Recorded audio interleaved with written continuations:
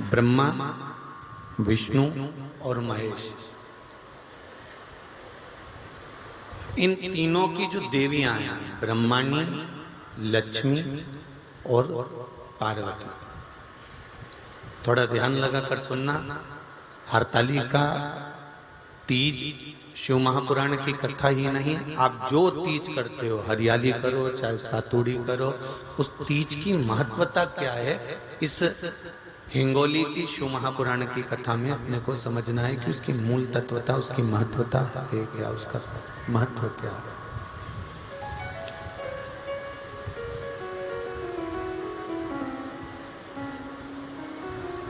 भगवान ब्रह्मा, भगवान विष्णु और भगवान शिव,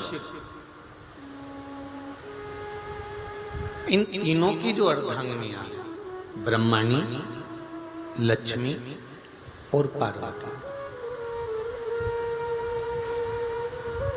इन तीनों ने तप कर कर, साधना कर कर ब्रह्मदेव को, भगवान विष्णु को और भगवान शंकर को प्राप्त किया। और तीनों ने प्राप्त कर कर तीनों देवताओं से वर मांगा कि वर हमको ऐसा दीजिए कि हमारे तप साधना का फल नारी को तीज के दिन प्राप्त हो जाए।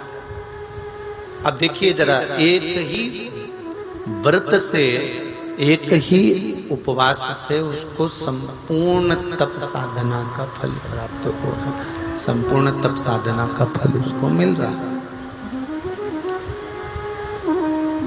मात्र एक व्रत से, केवल एक व्रत कर रहे हैं और संपूर्ण तप साधना का फल उसको प्राप्त हो रहा है। ऐसा कोई व्रत, ऐसी कोई साधना, ऐसा कोई तो ब्रह्माणी ने ब्रह्मदेव से मांगा, लक्ष्मी जी ने भगवान विष्णु से मांगा, पार्वती जी ने भगवान शिव से मांगा कि ऐसा वर दे दीजिए जिस वर से एक ही व्रत करने से संपूर्ण फल की प्राप्ति हो जाए, संपूर्ण फल मिल जाए। ऐसा एक व्रत का फल दे दीजिए, मात्र एक व्रत का। अब देखिए, हरियाली तीज करने वाली माताएं थोड़ा ध्यान से सुनना।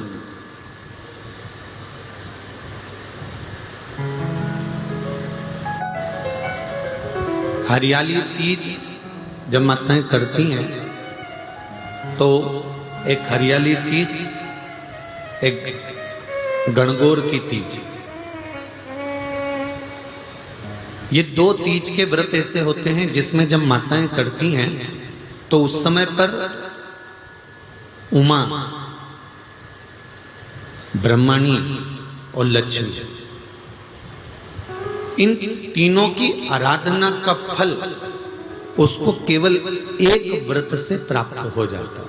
अब देखिए दूसरा, सातुड़ी तीज।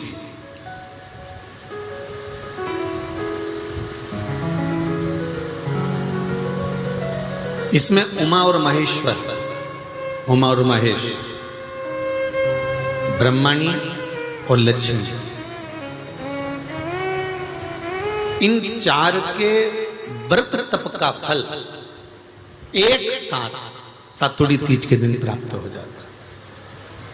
अब एक आती है हरतालिका तीज। आप लोग करते हो हरतालिका? यहाँ लोग करते कि नहीं करते? करते हैं यहाँ पे हरतालिका? कौन कौन करता है? जरा हाथ उठाओ तो जरा। अरे सभी करते हो, रखो रखो, बहुत बढ़िया, बहुत अच्छी बात। एक आती है हरतालिका तीज। इस तीज का व्रत माता पार्वती बेल वृक्ष के आनंद के साथ में फुलेरा बनाकर करती है, और जिसमें इस हरतालिका में माता पार्वती जी के जितने जन्म पहले हुए हैं, माता पार्वती का जन्म तो 52वें नंबर का, 52 नंबर पे माता पार्वती का जन्म है। इससे पहले तो माता के 51 जन्म पहले हो चुके हैं, 51 जन्म माता पार्वती का पहले हो चुके हैं।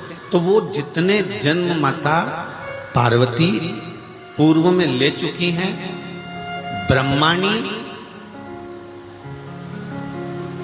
जितनी बार ब्रह्मदेव के साथ में विराजमान हो चुकी हैं, इंद्राणी जितनी बार इंद्र के साथ विराजमान हो चुकी हैं, और लक्ष्मी चाहे वो राधा के रूप में हो, चाहे वो रुक्मिणी के रूप में हो, चाहे वो सत्यभामा के रूप में हो, चाहे वो यमुना के रूप में हो, चाहे वो गंगा के रूप में हो, जितनी बार माता लक्ष्मी ने रूप धारण करे हैं वो सब रूप में, और माता पार्वती अपने सारे रूप में, ब्रह्माणी अपने सारे रूप में, लक्ष्मी अपने सारे रूप में इस हड़तालिका तीज के व्रत को करने के लिए आतुर रहती हैं, और इस व्रत को कल कर एक दिन में ही संपूर्ण विश्व का जितना तप है, साधना है, उपवास है, सबका फल एक साथ एकत्रित कर लेती हैं केवल एक व्रत में, हड़तालिका तीज के। अब एक बात ध्यान से सुनिएगा, सारे व्रत आपका अगर स्वास्थ्य खराब हो गया तो आप व्रत छोड़ सकते हो। जितने भी व्रत आप लोग कर रहे हैं पूर्व के, सोमवार, मंगलवार, एकादशी, छठ, पंचमी, चतुर्थी, अगर आपका स्वास्थ्य खराब है तो आप उस व्रत को छोड़ सकते हो, सारे व्रत को छोड़ सकते हो। पर तीज का जो व्रत होता है, हड़तालिका का जो व्रत होता है, ये व्रत एक बार लेने के बाद जब प्राण छूटते हैं तभी ये व्रत समाप्त होता है, अन्यथा बीच में ये व्रत समाप्त नहीं होता।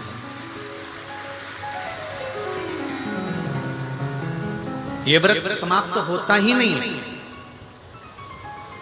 अगर शरीर से नहीं बनता कि अब हमारी अवस्था हो गई, अब शरीर से नहीं बन रहा है, तो भले एक पहर की पूजन कर कर, एक पहर का नियम धारण कर कर, एक पहर का स्मरण कर कर, एक पहर का पूजन कर धारण करो, और उसके बाद में भले आप थोड़ा सा जो भी आपको लेना है वो कर लो, पर इस व्रत को करना ही पड़ता है। इस व्रत का नियम ही यही है। इस व्रत की